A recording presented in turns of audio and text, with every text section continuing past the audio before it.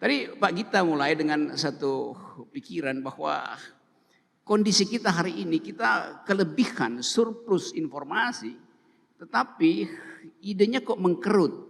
Bukan sekedar mengkerut, mengalami substansialisasi itu. Sehingga dia nggak gerak itu ide itu. Jadi yang kiri udah pasti kiri, yang kanan udah pasti kanan. Itu yang kita lihat ada dua echo chamber. Yang sana sibuk dengan mengolah grammarnya sendiri, yang ini juga grammarnya sendiri. Sementara ada kekosongan di dalam upaya untuk bikin bridging supaya ada percakapan itu. Jadi begitulah keadaan kita hari ini. Nah, saya mungkin memulai menerangkan satu suasana yang membuat bangsa ini seolah-olah masih hidup di dalam sebuah republic of fear itu. Republik di mana kita pakai sebagai republik, kalau kita ingat istilah republik. Republik artinya semua urusan, semua hal yang sifatnya publik tidak boleh ada kebohongan. Dalam republik larangan utama tidak boleh berbohong. Karena ini adalah urusan publik. Urusan privat Anda boleh berbohong. Anda boleh sembunyikan WA Anda dari selingkuhan Anda misalnya. Dan selingkuhan Anda juga pasti sembunyikan dari selingkuhan dia yang lain gitu. Karena itu res privata, urusan privata, tapi res publika nggak bisa. Nah, kita mau coba lihat itu bahwa bangsa ini akhirnya menyerah pada keadaan yang kita sebut sebagai, kok kita gugup untuk berpikir ya, takut untuk masuk dalam percakapan. Dulu keadaan itu digambarkan dulu oleh Animal Farm yang ditulis oleh 1984 oleh George Orwell. Dia bilang bahwa kita sekarang dikuasai oleh ketakutan karena the big brother is watching you. Apa namanya, tokoh besar itu lagi mengamati kita. Dulu the big brother is watching you. Di kita sekarang the big data is watching you itu.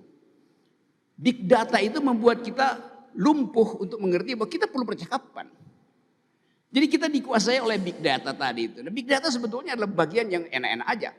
Kalau itu bisa kita manfaatkan, bahkan melalui, kalau kecerdasan kita tidak cukup untuk mengolah big data karena skalanya besar, velocity-nya juga cepat sekali, eskalasinya, bukan eskalasi bahkan oscilasinya, oscillating-nya tuh kadang-kadang nanosecond.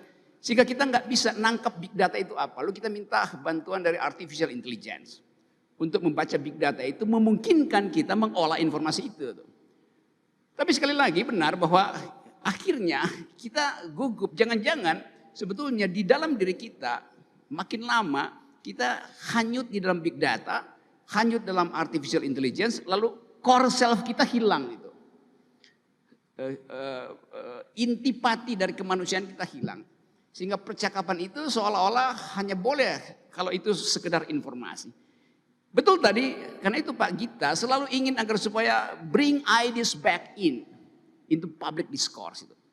Ide itu sebetulnya yang mungkin bercakap-cakap. Kalau kita sekedar tukar informasi, itu kita cuma tukar data. Hal yang gak hidup. Ide selalu dia bertumbuh itu. Ideas evolve. Nah ini yang mau kita percakapkan. Mengapa ide itu gak bisa tumbuh?